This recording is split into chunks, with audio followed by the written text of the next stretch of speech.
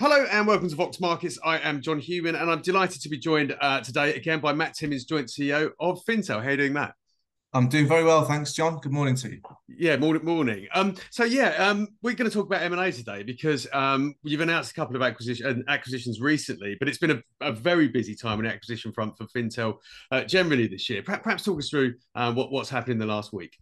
Yeah, absolutely. I mean, it's a very busy year for us, 2023 for acquisitions, and we're still going on that front. So there's still plenty of conversations that we're having with some great companies out there. So we expect more to come. But so far this year, we've completed 4 acquisitions plus a minority investment into some great organisations.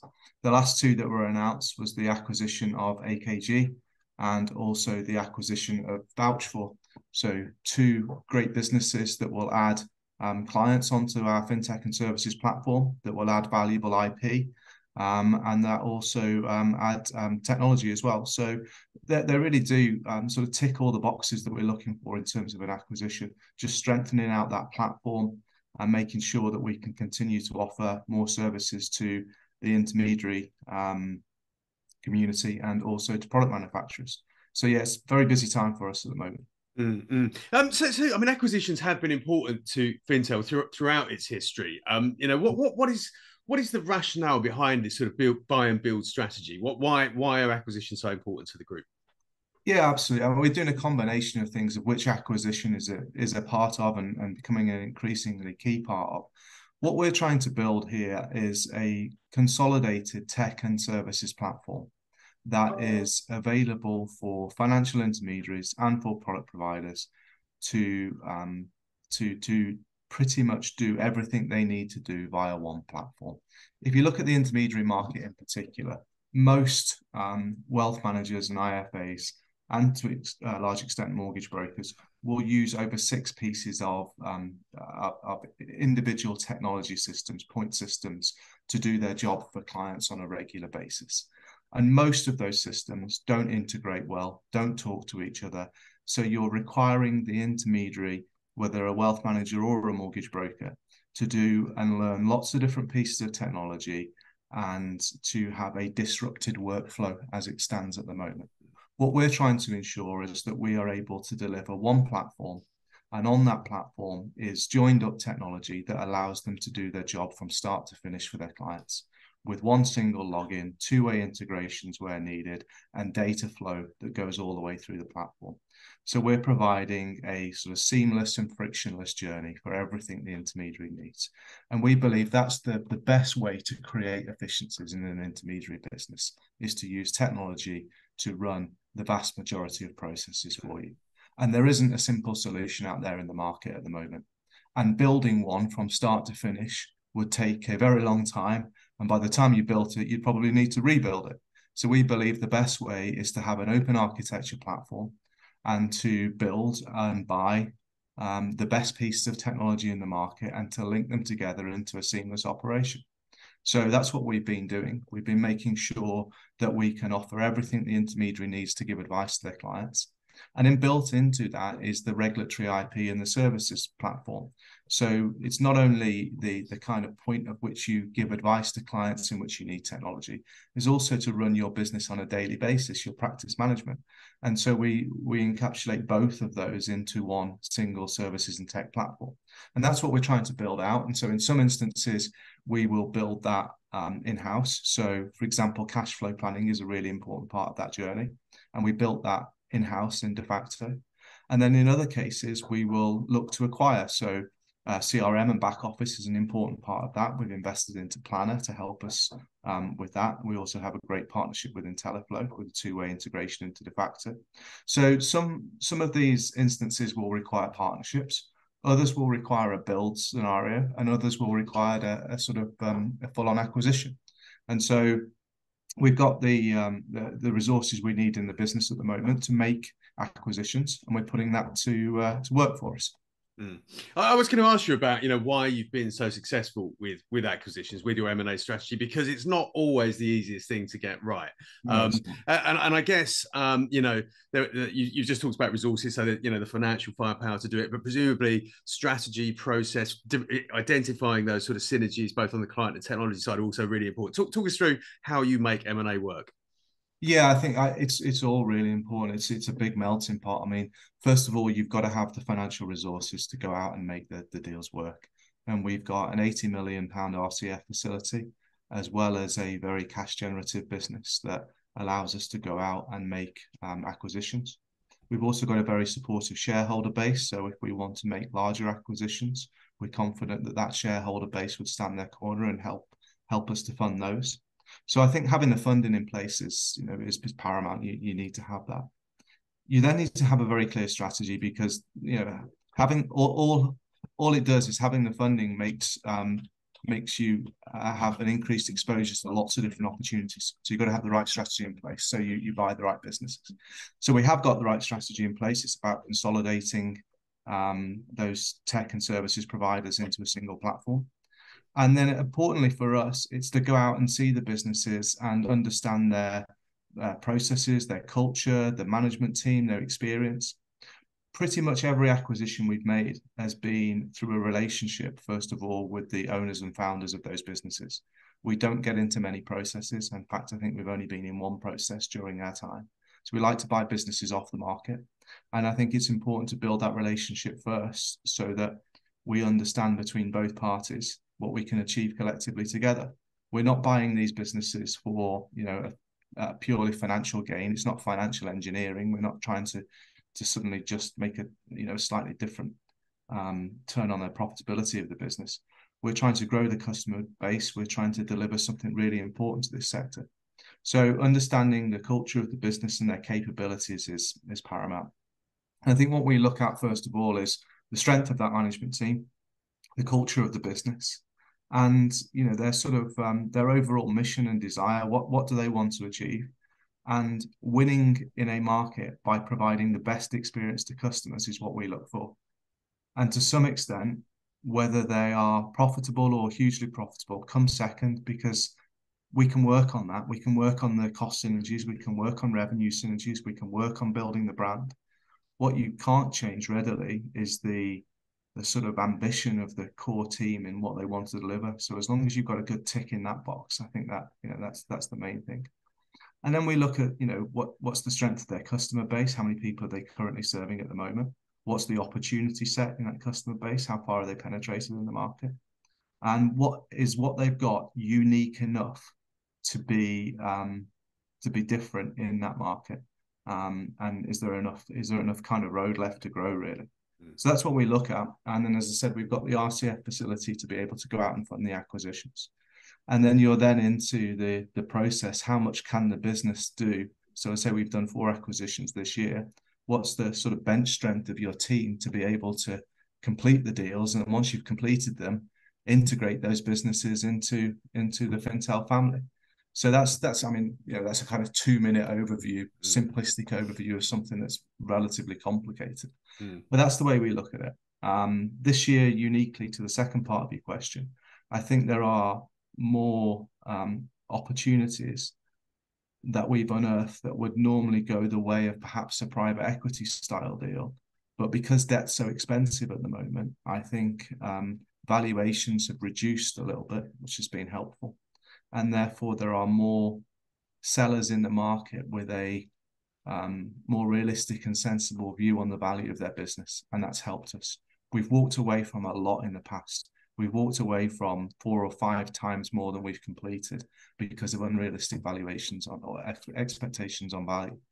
So I think the combination of having the RCF, a clear strategy, and realistic sellers has kind of culminated in this being a really positive year for us. Yeah. I guess you mentioned there the sort of management culture being a very important thing that you're looking for in targets, and one of the questions I was going to ask you is that as you pull all these pieces together, presumably the overarching ambition is that this will improve customer outcomes at the end of the day. Yeah, absolutely. So look at the businesses that we've acquired, and all four of them this year have got really strong culture in their business, and you can see that track record. I mean, you look at AKG, over 20 years worth of history in that business, you can see where the management culture has driven that organization. Vouched For have got a really clear ambition in what they want to achieve, and Octopus invested in them alongside the management team in the early days of that business. And so they've grown up with a really important structure because of that sort of that established parent. They've got a good solid set of individuals running that business, and what they want to achieve is for the benefit of their customers, not the financial benefit of the owners. So that's the kind of culture we're looking for: organizations that want to win by doing a better job for their clients. Absolutely.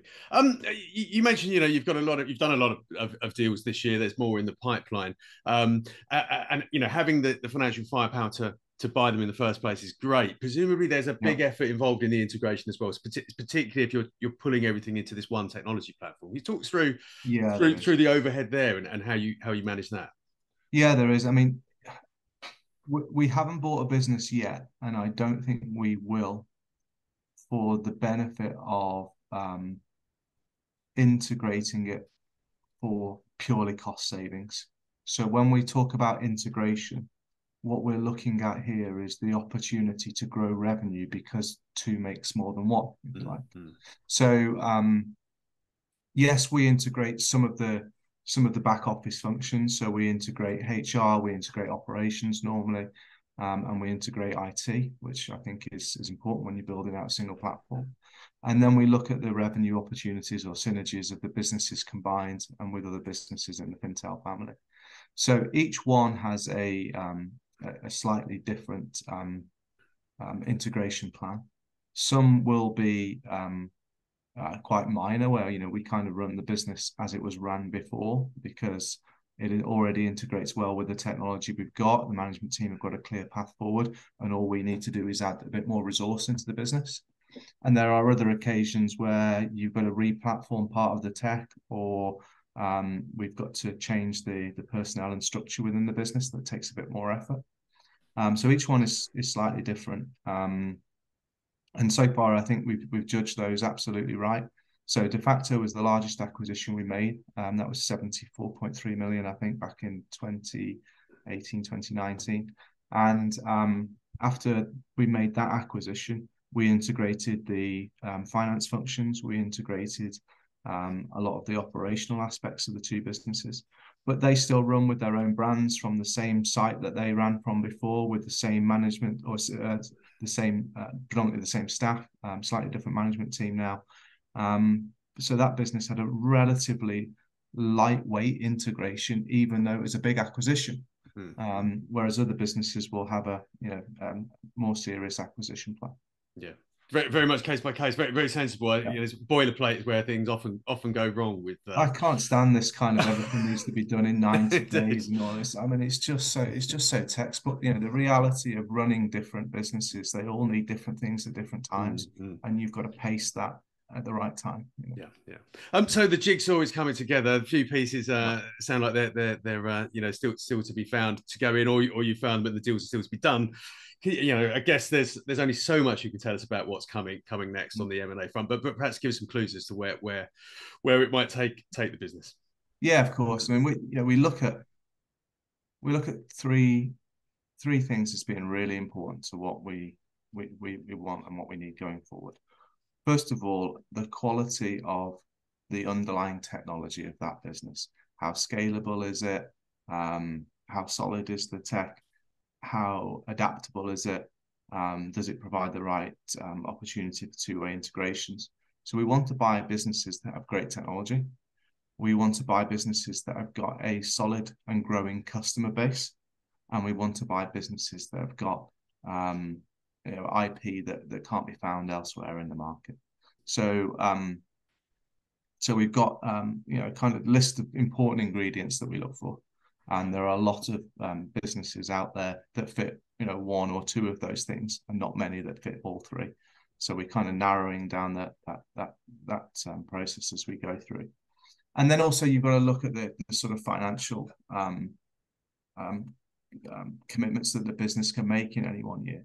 So yes, we've got an £80 million RCF facility, but no one wants to see this business, with a kind of with more than, let's say, 2 turns of leverage as debt. So we don't want to put the business in a position where we can't readily finance the debt in good markets and in bad markets. So we've got to be careful that anything that we buy has the right level of profitability with it to keep that leverage down. So we're comfortable in the current market at this moment in time, kind of spiking above 1 for a period of time. But then, as you look forward on a sort of 12-month basis, you want to make sure that the business is fully capable of bringing that, that leverage down to kind of under 1 turn. So you've got a combination of things that you look at here. The qualities of the business, but also how much pressure you can put Fintel under financially, and how much it's going to stretch the management team as well. So, already 4 acquisitions this year. We don't have the capacity at this moment to do a really big acquisition today, both financially and also in terms of the management team stretch. Now, fast forward February, March next year, and we should be in a position where we've completed the main integration work of the businesses we've bought, that they're starting to add EBITDA into Fintel, and therefore we can go out again and look for for businesses of that are higher in terms of value, because we've got the space then to do the integration and the financial firepower to do it. Yeah, makes a lot of sense. And so far, it's translating into to very good trading, as you updated alongside the announcement of your recent acquisitions. Yeah, absolutely. So I mean, we've reconfirmed that we're comfortable with the numbers in the market for this year, and that we are trading well. The mortgage market has been an issue for us. It represents around sort of 20% of the turnover in the core business, but it has been an issue for us this year. There are headwinds in the mortgage business, and I think that will probably continue into next year as well. I can't see anything that's causing me to believe that the mortgage market will suddenly get better next year. But our business is very resilient, and we have lots of other income lines. So say mortgage is less than 20%, so lots of other income lines that mean that we're still continuing to grow, even though there are headwinds in that part of the market. And the acquisitions that we've made will help contribute towards that. And as I say, we've got more in the pipeline, so we're really comfortable. It is a tough market in many senses at the moment, but we're using that to our advantage and using the resources that we've got to invest into the business at this point in time, so that we're baking in the kind of future growth. Yeah, it makes sense. Taking on difficult market conditions on the front foot. Matt, it's been an absolute pleasure talking to you as always, and I'm sure you've got lots to be getting on with. So I'll leave you to do that. Thank you so much, Matt. Great stuff. Thanks, John. Thanks a lot. Thank you. Speak soon. Bye bye.